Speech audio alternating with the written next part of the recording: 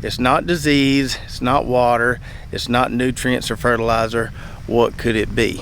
In this case, I think. What's up, Lazy Dog fam? I hope everybody out there is having a wonderful day. It is Thursday, February 9th here in South Georgia. It feels like tater time out here, but we gotta wait just a little bit.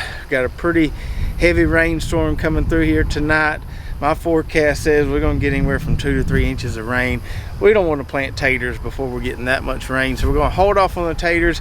I got quite a bit to do in the raised bed garden today, a little harvesting, a little maintenance, and I figured I'd take you guys along. So our 2 tater beds here are nice and clean and race ready for taters. We just gotta wait on all this rain to pass. Now, this soil in here drains pretty well, so I might be okay, but I don't want to chance it. We'll just wait a couple more days and then we'll get them in here. Now, not to get too far ahead of ourselves here, but we've had several people asking about how do you heal taters in a container or a raised bed, because you run out of room there and you can only stack that soil so high before it maybe falls off the edge of the bed or the container. And I think that's a pretty valid question there. Now, I'll tell you what I think I'm gonna do, or what I think you could do. Now, one solution, say for instance this bed right here, would be just to take my wheelbarrow and pull out some of that soil, let it sit in the wheelbarrow until those taters got up a little bit, and then add it back and kind of heal them like that. The other solution, which I think I'm going to try before I go to removing any soil out of these, is to kind of plant the taters in a trench. So I'm going to make me a trench, plant the taters in there, cover them up. They'll still be kind of in a trench when they're covered, and then we can heal them as they grow. I don't know if that's going to work perfectly or not, but that's my plan at the moment. All right, so now for a little maintenance and a little harvesting on some of these beds. I'll start out with a little maintenance. We've got some snow peas here that Titus and I planted about a week and a half ago, and these things have came up really well. The temperature's been just right for good pea germination, and looks like most all the seeds we planted came up. There's a few little tiny gaps in there, but you know, for the most part, a nice full row. You about can't plant these things too thick, especially if you're going to give them a trellis to climb on, which is what we're going to do here in a second. So on this row we've got the blizzard snow pea, and on this row we have that blue or purple pea. I cannot remember the name of it. You can tell a little bit that the leaves are darker on this variety than on this variety. Now, we didn't bury our tape when we planted these. We probably should have, but for the sake of time we didn't, and it keeps moving on me a little bit. So the first thing I'm going to do is take some of these staples we pulled out one of those tall raised beds and just kind of pin this tape down a little bit here. I don't want to push it all the way down there. I don't want to be pinching the tape, but I do want to kind of shift it over just a hair so it doesn't end up covering up any of our peas. All right, so we got some staples on that tape there, got it in a little better position, and it should stay there. Now we need to give these peas something to climb. Now, we don't have to trellis these, but it'll work out a lot better if we do. If we don't trellis them, they'll kind of just end up being a tangled mess here, but if we let them grow vertically up this way, they'll, you know, have a little more room to grow and be a lot easier to harvest. Now, when it comes to trellis and English peas, there's a lot of different options out there, but one thing to consider is you don't need a really tall trellis. They're not like climbing butter beans or cucumbers. They're really only going to get about 3 or 4 foot tall, so we don't need something super tall for these peas. I've tried cattle panels before. Those work pretty well, but this bed's too short to use a cattle panel, and I don't really feel like chopping cattle panels today. I've also used the Hortonova trellis netting. That stuff works pretty well, but lately, the last couple years, even for my in-ground plots, I've just been using stakes and twine and just running single lines of twine as they grow, and that's been working really well. So that's what we're going to do here today. So first we need to get some stakes in the ground here. I think I can get away with just a stake on the end of each row. We're going to use these 4 foot long. I think that's what they are, wooden stakes that I already have.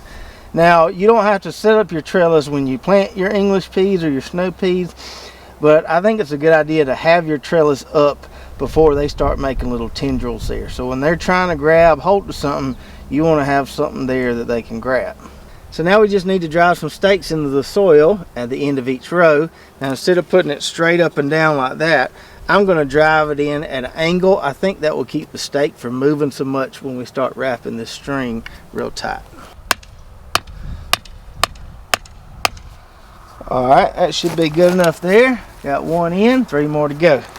Alright, those are in there pretty good at a nice little angle there, which should keep them from moving this way too much. Now we need to run some string. We got our box of twine here that has about a mile of twine in it. And with this first line, we want to get it as close to those plants as we can so they don't have to reach too far to grab onto this string. And then down on this end, we just want to make sure we wrap it around here really tight so it doesn't go anywhere or go slack on us. And then I'm going to come up a few inches on this post here and go ahead and run me one more line of string.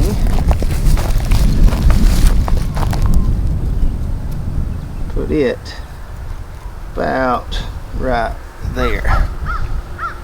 Alright, so we got 2 lines ran there, and we'll just add more lines along these stakes as these peas grow. We don't know how tall they're going to get. That's why I'll wait till they get up here, and then I'll add them a couple more lines. If they get up to there, I'll add them a couple more lines. And there we go, a simple, easy, cheap pea trellis with stuff that we already had. Now we might regret putting those 2 rows there so close together, but I really wanted to squeeze 2 rows in that space there. So time will tell if that was a poor decision. So now that that bed is taken care of, we need to move over to this one where we direct seeded some head lettuce several weeks ago. I was trying to skip the step of starting it in the greenhouse, so we just direct seeded it out here. Have had some pretty hard rains since we direct seeded this stuff, and we got some good germination in some spots, but we got some poor germination in other spots. This red lettuce here seems to have came up really well. Probably gonna have to thin that out a little bit. Some of the green lettuce looks good in spots and then looks kind of bare in other spots. So a valuable lesson there when it comes to head lettuce. Now we always start our head lettuce in the greenhouse and transplant it. I thought this one time I'll just try direct seeding it in this raised bed, see how it does. Turns out didn't really save me any time, and also I didn't get very good germination. If I would have started some in the greenhouse the same time I planted these in this bed here, they would be further along and we would have got better germination. Now I'm not going to do any thinning in here quite yet. I'm going to wait and let these plants get a little bit bigger before we make the call as to whether to thin or not. But I do need to fix this right here. You can see where the soil's pushed away from that tape, and you can see that cut in it. We need to fix that so we're not spraying water all over the place. So fixing this cut in the tape is pretty easy. All we need is this little piece right here called a coupling.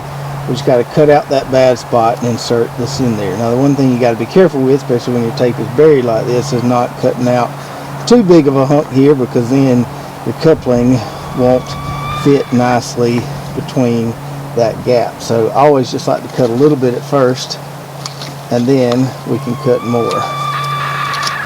Probably didn't cut enough there. Let's get one side of this coupling on here. Get that tightened down there like that, then we can see how much more tape we need to cut here. That should be about right there. Maybe I can pull it tight from the end here, and now the problem is solved. Now the next thing we need to do is harvest some of this beautiful spinach right here, but it didn't always look this pretty. So until recently, this spinach was looking kind of rough, looked like it was struggling. Now it germinated well, got up and going, but then it seemed like it was just growing slow and wasn't as green as it's supposed to be. And it's been rainy around here, so I haven't been able to inject any liquid fertilizer. But when we fertilized our onions, I don't know, several weeks ago, I had some left in the bucket, some of that NatureSafe 1300. So what I did was I just sprinkled some between each of these double rows here, and just in a matter of a week or so, this stuff turned the corner, and now you can see it looks nice and dark green like it's supposed to look. Now I've said this before, but this is another really good example how our most valuable tool as backyard gardeners are our eyes.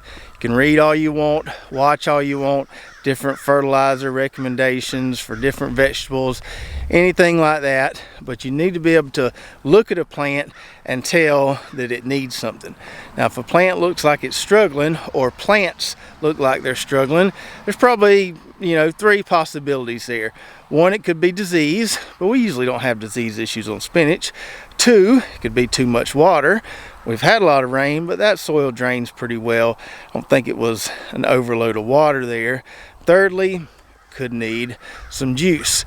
Now, in the case of spinach or any other greens, cabbage, things like that, when they're looking kind of rough, not looking as good as they should be, a lot of times that problem can be solved just by giving them some nitrogen. And that's what we did here, and it worked. So now let's get us some groceries here. Now, we're probably going to have to wash this stuff pretty good because it's got pine pollen all over it. That stuff has started falling, which tells us spring is near. Now, when I would grow this stuff in the in-ground garden, I'd take a knife and just come across and clean cut it. But in this case, with just this much, I think I'm just going to pluck out these bigger, better looking leaves here. Alright, so we didn't get all of it. Kind of even hard to tell I harvested anything, but I got a good bit right here in this bag. This will be plenty enough for supper tonight. I think Miss Brooklyn's making some Greek wraps, and this fresh spinach will go great with that. And this spinach is a perfect example of why I'm so glad we decided to do this raised bed plot here. We've grown spinach a bunch of times in our in-ground garden, but a 30-foot row of spinach is a lot of spinach. We could never eat that much. And the way we do our drip irrigation setup in our in-ground plots, it's hard to plant just half a row of anything. But here in this little round raised bed, we've got the perfect amount of spinach for us. Now, I use that spinach as an example of how we have to use our eyes and noggin sometimes to solve a problem when plants are underperforming. But this one right here has me puzzled a good bit. So we've got parsley and celery in here.